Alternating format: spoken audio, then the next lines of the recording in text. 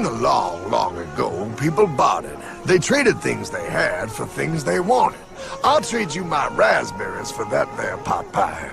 Pada mulanya, orang bertransaksi dengan tukar-menukar barang atau disebut barter. Transaksi ini dirasa kurang praktis karena harus bawa-bawa barang kemana-mana. Then one day, a goldsmith walked up and said, Lalu, datanglah bankir pedagang emas memberi solusi agar transaksi perdagangan menjadi lebih praktis. Now, everybody thinks gold is valuable, so why doesn't everybody trade gold for things they need? a price was set for gold, and now it was very easy to conduct commerce because people could trade gold for all the things they needed. Maka dimulailah babak baru. Emas, juga perak dan tembaga dijadikan alat tukar alias uang. Ini adalah kondisi ideal, sebab emas itu ada nilai intrinsiknya. Jadi, uang itu betul-betul ada harganya. Look at all my gold! Hey, stop them! That's my gold! Tapi, jika emasnya banyak, rawan dicuri atau dirampok orang, maka para bankir pedagang emas datang kembali memberi solusi. Say there, Pile. I've got a vault and some guards. I can keep your gold safe for you for a small fee. Yeah, sure, that'd be awesome. You see, Pyle, this is how the first bank made money. Maka dimulailah era baru. Awalnya, bank menjadi tempat simpanan emas para nasabah. There you go, Pile. I owe you 100 gold coins. Selanjutnya, permainan berubah. Nasabah yang menitipkan emas pada bankir diberi tanda terima berupa kertas yang istilahnya IOU. Saya berutang padamu. Inilah asal-muasal uang kertas. Bank menjadi sentra peredaran uang.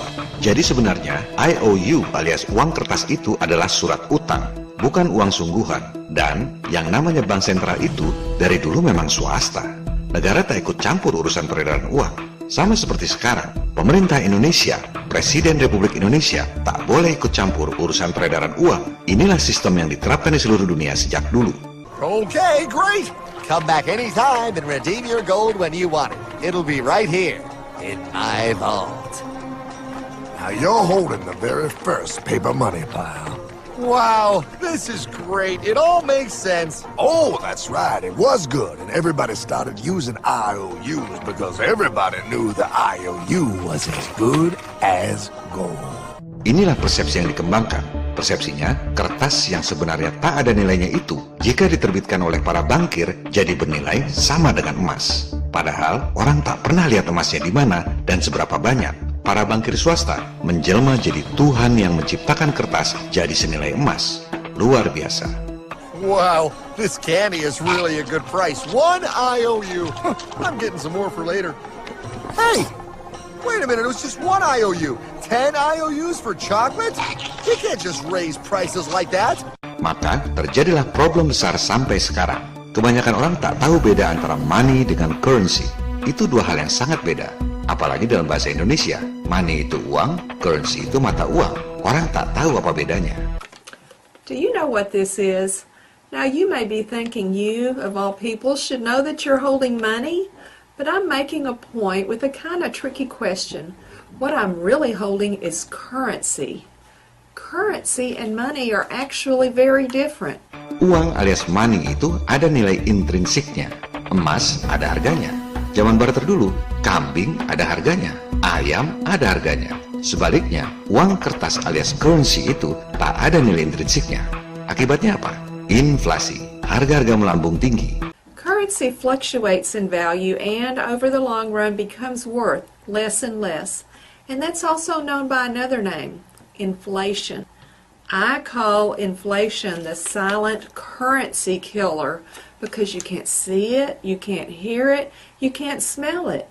You just get hit by it. When you go to the grocery or the gas station or go to buy a car, zap, the price is higher. It gets you as surely as a rattlesnake bites you.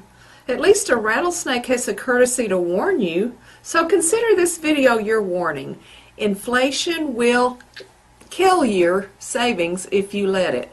Inilah sistem yang menguntungkan segelintir elit yang punya hak nyetak duit dengan merugikan umat manusia lain di dunia. That's not fair. Oh, if you think that's not fair, you're gonna love the next part. What's he doing? How do banks make money, Pile? Problem pun bertambah lagi. Semua orang mengira bahwa uang kertas yang diterbitkan oleh bankir itu di backup dengan emas. Awalnya kan orang memang taruh emas, dapat surat utang IOU. Jadi wajar saja jika orang mengira uang kertas itu pasti ada backup emasnya. Padahal tidak. Para bankster itu nyetak duit tanpa backup emas. Modal dengkul. Coba Anda lihat laporan Dewan Gubernur Federal Reserve. Berapa jumlah dolar yang diedarkan? 1,4 triliun dolar. Kemudian Anda lihat situs resmi Departemen Keuangan Amerika. Berapa cadangan emas Amerika? Hanya 11 miliar dolar. Artinya apa? Cadangan emas hanya 0,8% dari duit dolar yang diedarkan. Parahnya lagi, tak ada hubungan antara simpanan emas dengan jumlah uang yang diedarkan. Nyimpan emas sekedar nyimpen, nyetak duit jalan terus. Tak ada hubungannya. Juga, silakan Anda lihat laporan keuangan Bank Indonesia. Jumlah uang yang diedarkan 586,7 triliun rupiah. Cadangan emas kita 36,7 triliun rupiah. Artinya, cadangan emas Indonesia hanya 6,3% dari jumlah rupiah yang diedarkan. Tak ada hubungan antara simpanan emas dengan jumlah uang yang diedarkan. He prints more IOUs without any more gold, loans them out for interest, makes a pretty penny, and nobody is the wiser. Unless everybody wanted their gold back at the same time. Sistem keuangan modern ini yang diajarkan di semua sekolah di seluruh dunia, baru ketahuan bohongnya kalau semua orang sama-sama tarik duit dari bank pada waktu yang bersamaan. Rush. I'd like to redeem my IOUs, please. Thank you very much. Hey! I want my gold back now! Thief! Thief! Gotta love the bank run, bringing people together.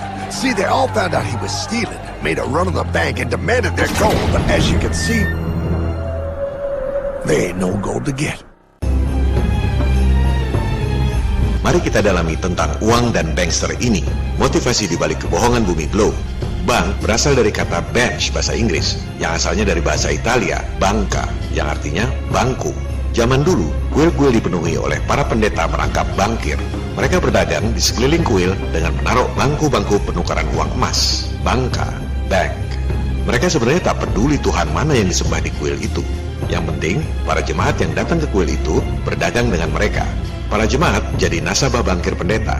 Itulah aktivitas yang terjadi di semua tempat-tempat peribadatan kuno. Kita sama mengetahui bahwa Ka'bah sebelum periode Islam menjadi tempat pemujaan berhala. Sebelum kemudian berhala-berhala itu dihancurkan oleh Nabi Muhammad SAW. Ajaran Islam sendiri mengharamkan riba alias praktek membungakan uang. Para bankir pendeta menaruh bangku-bangku tempat berdagang di kuil yang mana saja. Apapun agamanya, apapun Tuhannya, para bankir pendeta tetap praktik di situ. Kemudian, seperti yang dijelaskan lewat film kartun tadi, jika bankirnya korup dan nasabah tak bisa tarik kembali emasnya, nasabah pada ngamuk dan menjungkir balikan meja alias bangku atau bangka itu. Dari situlah timbul istilah bankrupt alias bangkrut. Bagi rekan-rekan yang beragama Kristen, tentu mengetahui kisah Nabi Isa atau Jesus menjungkir balikan bangku-bangku tempat berdagang di tempat ibadah. Itulah yang disebut bankrupt. Nabi Isa atau Jesus membangkrutkan para pendeta bankir. Jadi, sistem ekonomi berbasis bank sentral yang sebenarnya swasta, yang motivasi sebenarnya adalah mencari profit, yang diajarkan di semua sekolah di seluruh dunia, sebenarnya bertentangan dengan ajaran agama. Kenapa? Karena ajaran agama mengharamkan sistem yang dibuat untuk menguntungkan segelintir orang dengan merugikan umat manusia yang lain. Itulah sistem uang kertas yang ada di dompet Anda yang didesain oleh para bankster.